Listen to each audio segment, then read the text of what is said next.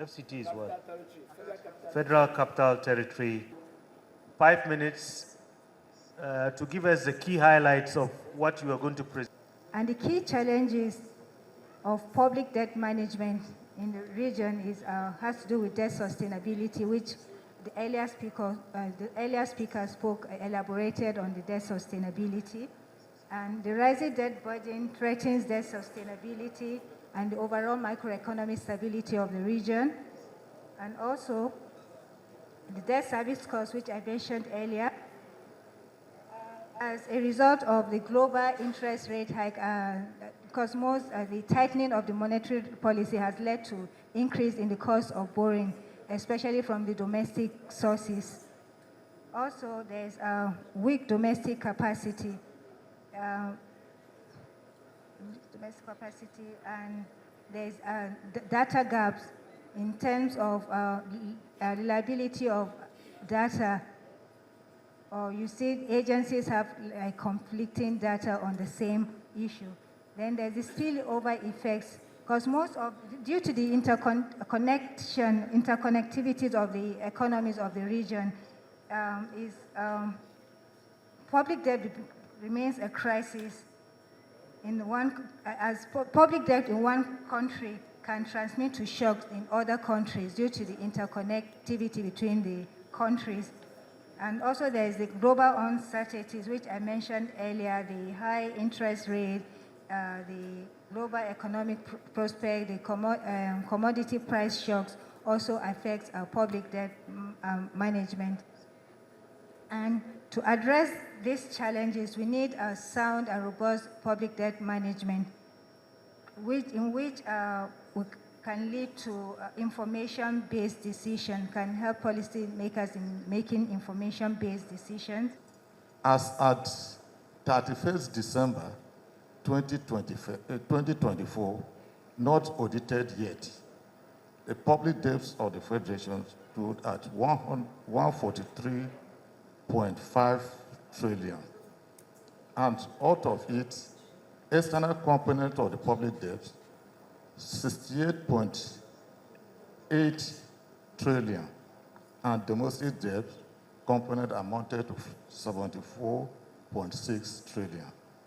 Then, my role as the head of the Supreme Audit Institution of Nigeria, 1, providing evidence-based reports on public debts by conducting audits that supply the Public Accounts Committee with factual and reliable data. Serve as the primary source of professional, independent financial analysis, guaranteeing objective and credibility in reporting on public debts. On debt sustainability, I examine compliance with Borrowing Laws, Fiscal Responsibility Act, assess the sustainability of debt level and repayment capacity through performance audit. Situation whereby borrowed money value is not derived from the borrowed money. Debt sustainability is central to economic stability and development and intergenerational equality. For lawmakers, the ability to understand DSS, interpret debt metrics, and enforce meaningful debt ceilings is vital for promoting fiscal responsibility. And by applying these tools, legislators can ensure that public borrowing supports inclusive growth without endangering long-term stability. Facilitating access to data and report is necessary. Let's have SAIs and parliamentary committees can improve transparency by making audit reports and debt information publicly accessible. Whenever we knock at your door, we want that information readily accessible and something that we can actually get, when we knock at your door. There's need for monitoring and investigative collaboration. We all know investigative journalism is not an easy thing. There's money, funds needs to go in. So we need to also devote time and another platform where we have journalists that will be trained, when it comes to undercover journalism, reporting of debt management and public account.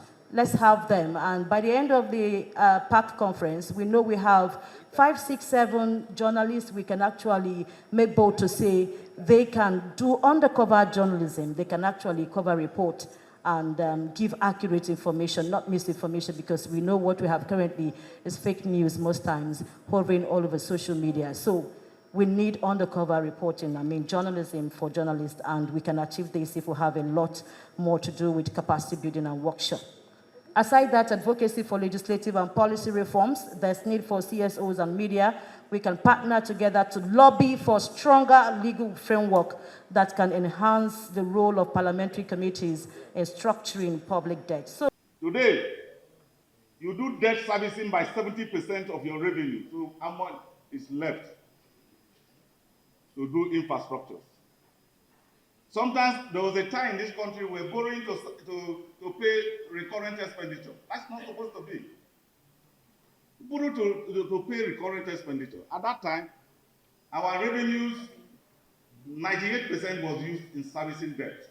How much was left? That means you borrow to pay both recurrent and capital expenditure. So you continue to borrow. At the end of the day, it has no limit. So those are the issues that the parliament must take into cognizance when you are doing that. Thank you, sir. Photographers can please capture them. Please to moderate with the panel to make sure that we... Any representative?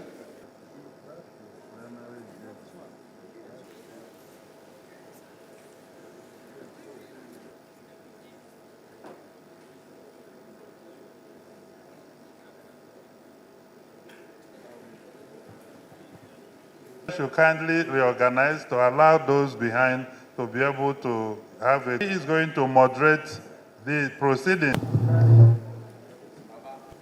Correction, please. I'm not the DG. Issues from each of the panelists. I think to get anywhere. Les organisations de la société civile, n'est-ce pas, la communication. Ont une bonne compréhension de la gestion de la dette publique, de contractualisation. Le Parlement intervient avant des comptes qui, dans sa mission, 10%. Si nous notons dans la Commission des comptes publics et son institution, qui est intervenue tout à l'heure, disait commentaire, c'est une réflexion. Here for a group photograph.